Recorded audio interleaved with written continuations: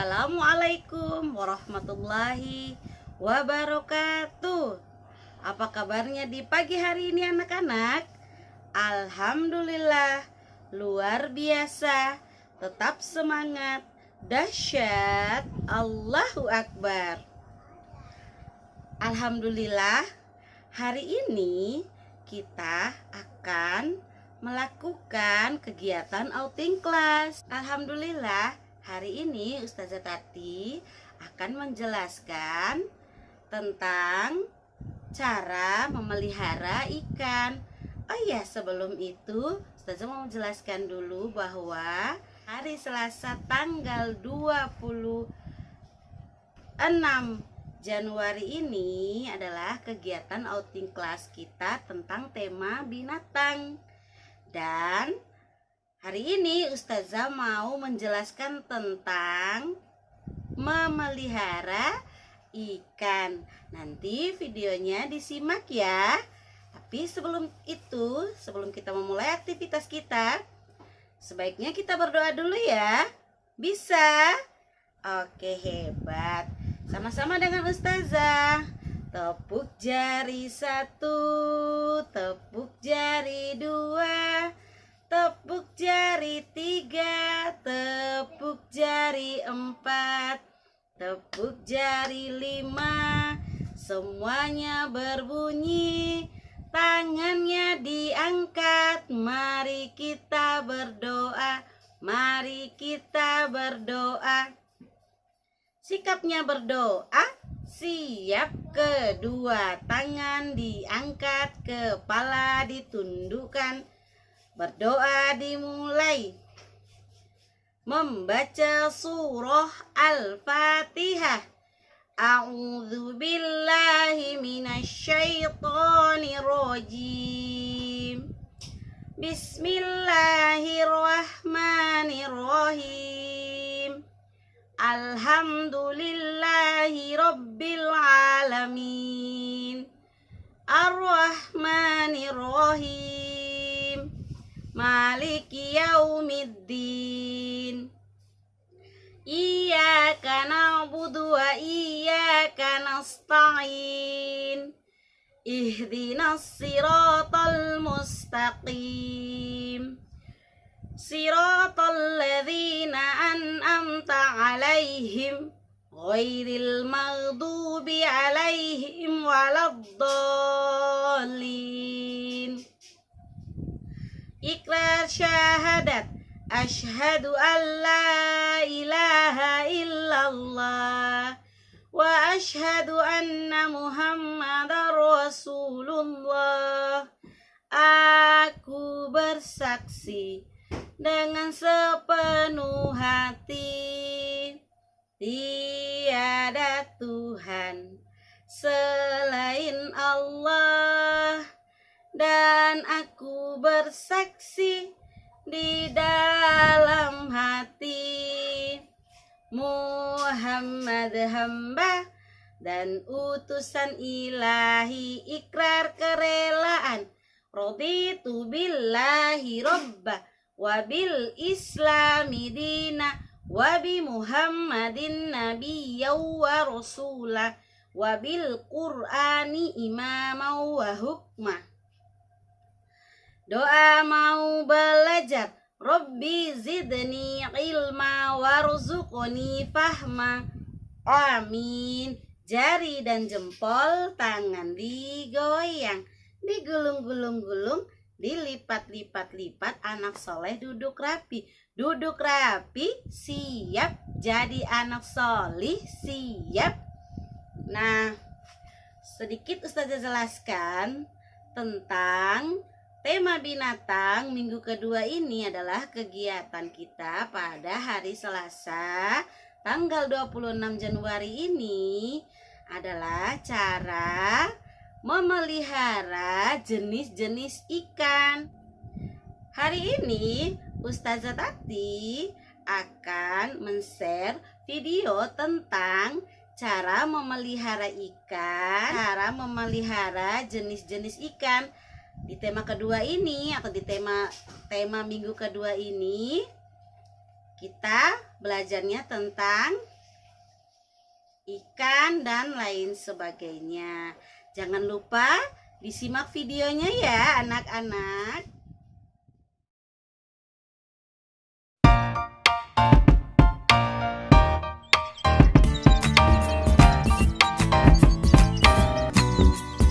Assalamualaikum Pak.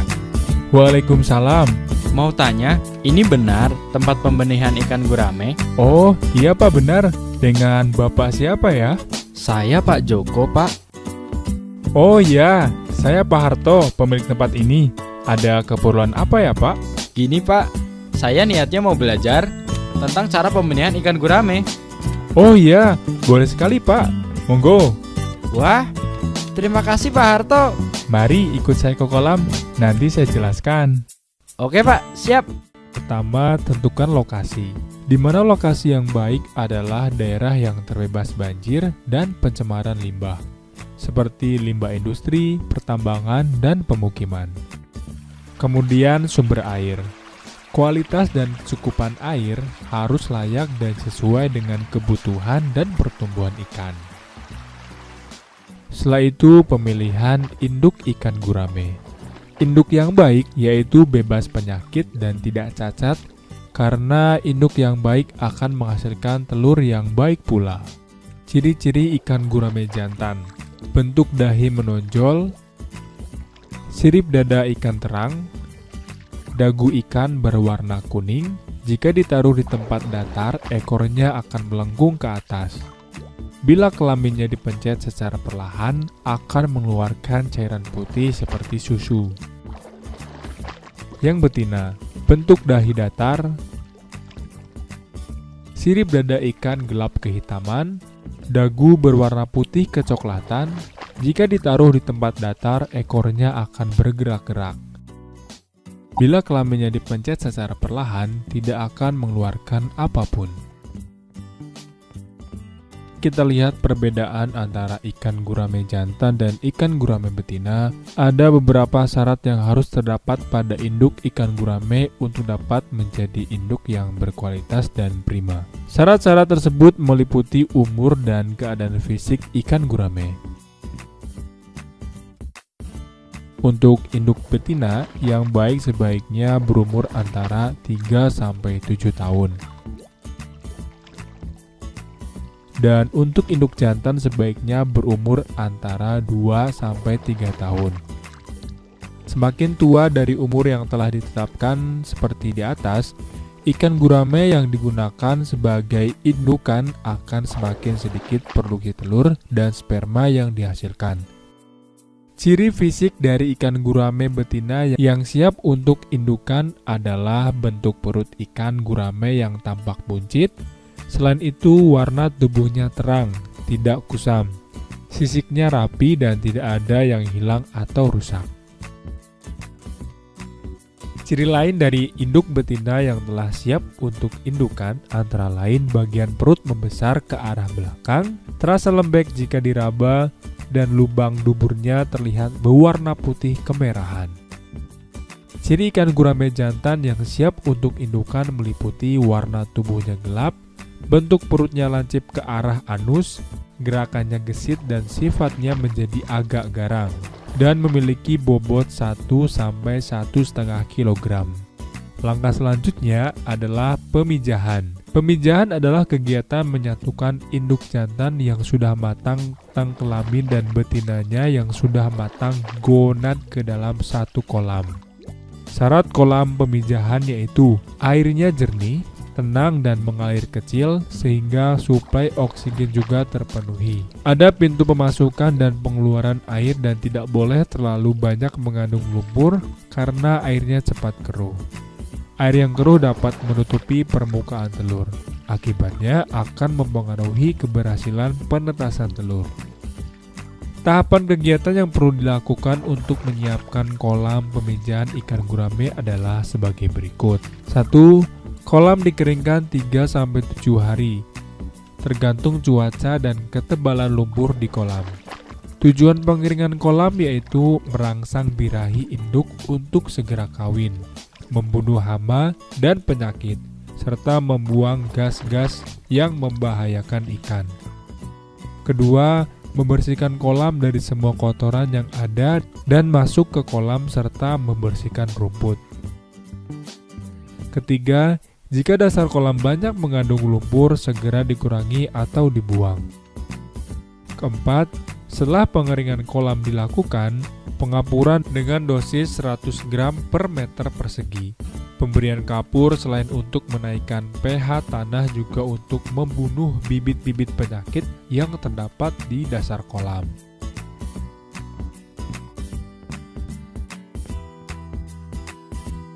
Kolam pemijahan diisi dengan air bersih, jernih dan memenuhi persyaratan untuk kehidupan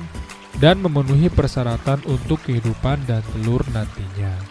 Sedalam 80 cm. Untuk ukuran kolam minimal 3x3 dan dalam kolam tersebut dikasih sarang untuk bertelur. Bahan yang digunakan untuk membuat sarang bisa berupa sabuk kelapa atau menggunakan ijuk. Sarang tersebut diletakkan di rak yang terbuat dari anyaman belahan bambu. Setelah bahan membuat sarang sudah diletakkan, ada alat lain harus dipasang, yaitu sosog. Suatu alat yang dibuat dari bambu berbentuk seperti keranjang sampah berdiameter 20 cm, tapi pada ujungnya bergagang. Sosog akan digunakan oleh ikan gurame sebagai tempat membuat sarang. Pemasangan sosog disarankan sekitar 15-30 cm di bawah permukaan air kolam. Jarak pemasangan antara sosog yang satu dengan lainnya sekitar 2-4 meter. Jumlah sosog yang dipasang di kolam pemijahan disesuaikan dengan jumlah induk betina. Setelah 3-4 hari dari pengisian air kolam, induk sudah dapat dimasukkan ke kolam pemijahan. Setelah ditebar, ikan gurame harus beradaptasi terlebih dahulu. Kurang lebih membutuhkan waktu 1 minggu. Setelah mendapatkan pasangan, maka jantan akan membuat sarang, yaitu dengan menarik bahan pembuat sarang, lalu membawanya ke sosog dan meletakkannya di sana. Selesai membuat sarang, jantan akan mengajak betina untuk memijah. Pemijahan dimulai sore hari, di mana suasana sudah tenang, kadang biasa sampai malam. Pada proses itu, induk betina akan mengeluarkan telur dari perutnya dan meletakkan telur itu dalam sarang. Untuk pakan pokok induk gurame adalah daun-daunan seperti daun sente, talas, pepaya, dan singkong. Namun bisa juga dengan buah-buahan untuk menambah asupan gizi dan proteinnya, seperti buah pepaya. Pemberian pakan minimal 2 kali sehari, siang dan sore. Untuk 1 ekor betina rata-rata bertelur sampai 3.000 telur. Setelah betina bertelur, kemudian telur akan dianggremi atau dibuai selama 4 hari. Setelah proses tersebut, pemindahan telur gurame dari sarang atau plastik tempat membawa telur gurame harus hati-hati agar tidak merusak telur gurame. Cara yang paling baik adalah dengan menggunakan sendok sayur plastik. Saat pemindahan telur gurame tidak boleh bersentuhan dengan alat, yaitu setiap pemindahan harus dengan menggunakan air dan dilakukan secara bertahap. Sambil pemindahan, dilakukan pemisahan antara telur-telur gurame yang berkualitas baik dengan telur-telur yang berkualitas jelek. Keduanya bisa dibedakan dengan melihat warnanya. Telur gurame yang baik berwarna kuning tua, sedangkan telur gurame yang jelek berwarna putih. Telur gurame yang baik dimasukkan langsung ke dalam wadah-wadah penetasan, sedangkan yang jelek dibuang. Penetasan telur gurame bisa dilakukan dalam ember, baskom plastik besar, bak plastik, bak styrofoam, pengemasan ikan akuarium, dan tempat sejenis lainnya. Wadah-wadah itu harus diletakkan di tempat yang teduh, misalnya samping rumah. Akan lebih baik lagi dalam ruangan atau kamar agar fluktuasi suhu dapat terjaga. Lingkungan yang tenang adalah tempat penetasan yang baik. Karena jika sering kaget, telur tidak akan menetas. Jika penetasan telur gurame menggunakan akuarium, untuk akuarium dengan ukuran 80 x 40 x 40 cm, jumlah telur gurame yang bisa ditampung sekitar 2000 butir telur dan ketinggian air 15 cm. Dalam jangka waktu 2-3 hari, telur-telur ikan gurame akan mengeluarkan ekor. Telur-telur ikan gurame yang sudah mengeluarkan ekor disebut larva. Larva biasanya akan bergerak berputar-putar dan berkelompok. Siapkan tempat untuk pendederan, karena pada hari ke-3-4, larva gurame sebaiknya sudah dipindahkan ke kolam pendederan untuk pemeliharaan selanjutnya. Di kolam pendederan usia 4-5 hari, larva sudah berenang dengan perut buncit berisi kuning telur, sehingga belum perlu diberi pakan. Biasanya pemberian pakan dimulai saat larva berusia 7-8 hari. Karena dalam jangka waktu 7-8 hari, larva yang baik bisa bertahan hidup. Kolam pendederan minimal berukuran 3x4 untuk jumlah 10.000 larva. Pemberian pakan dapat dimulai setelah larva dipindahkan ke kolam pakan berupa cacing rambut atau cacing sutra. Bahan-bahan nabati dapat mulai diberikan setelah larva berumur 36-40 hari. Sedangkan pakan buatan atau pelet dapat diberikan dengan menyesuaikan bukaan mulut ikan setelah 15-20 hari. Lakukan seleksi dan kelompokan sesuai ukuran, lalu pisahkan kolam pendederan untuk masing-masing ukuran. Agar pertumbuhan bibit gurame seragam dan mudah penentuan harga jika ada pesanan. Lama pemeliharaan dan benih yang dihasilkan antara lain: benih berumur 40 hari dapat mencapai ukuran 1-2 cm setara ukuran kuku. Benih berumur 80 hari dapat mencapai ukuran 2-4 cm setara ukuran jempol. Benih berumur 120 hari dapat mencapai ukuran 4-6 cm setara ukuran silet. Dan benih berumur 160 hari dapat mencapai ukuran 6-8 cm atau setara ukuran korek di masyarakat. Dan untuk ukuran tinggi air dalam kolam pendederan 10 cm untuk umur larva 15-20 hari, 25 cm untuk larva berumur 36-40 hari, dan untuk benih berumur 90 hari ke atas sudah bisa dimasukkan ke dalam kolam besar. Oh iya Pak, saya ngerti. Syukurlah kalau mengerti. Baik Pak, nanti saya akan praktekkan. Oh iya Pak, semoga sukses ya. Iya Pak, amin. Mudah-mudahan ya Pak. Terima kasih ya Pak Harto. Assalamualaikum. Sama-sama Pak Joko. Waalaikumsalam. Nah, alhamdulillah video pembelajaran tentang tema binatang, cara memelihara ikan sudah selesai. Bagaimana? Bagus tidak videonya? Jangan lupa dipraktekkan di rumah ya. Bagi anak-anak yang ingin mempraktekannya, boleh bersama orang tua di rumah. Alhamdulillah, kegiatan outing kelas kita atau kegiatan pembelajaran kita tentang tema binatang, cara memelihara ikan sudah selesai. Waktunya Ustazah pamit undur diri dulu. Sebelum itu kita baca doa bersama-sama ya.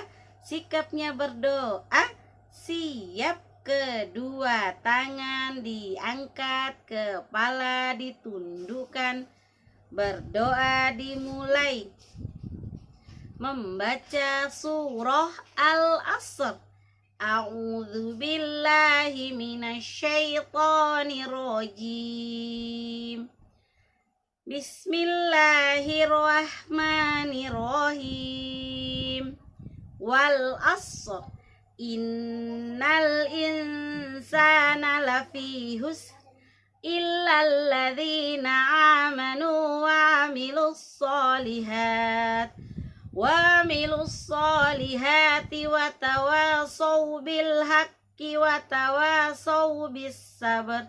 Subhanakallahumma wa bihamdika asyhadu an la ilaha illa anta astaghfiruka wa atubu ilaik.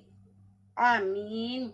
Jari dan jempol tangan digoyang, digulung-gulung-gulung, dilipat-lipat-lipat. Anak soleh duduk rapi, duduk rapi, siap jadi anak solih, siap. Alhamdulillah kegiatan kita hari ini sudah selesai. Terima kasih yang sudah menyimak videonya. Semoga video yang Ustazah share bermanfaat ya. Oke, Ustazah pamit undur diri dulu. Jawab salamnya Ustazah. Assalamualaikum warahmatullahi wabarakatuh.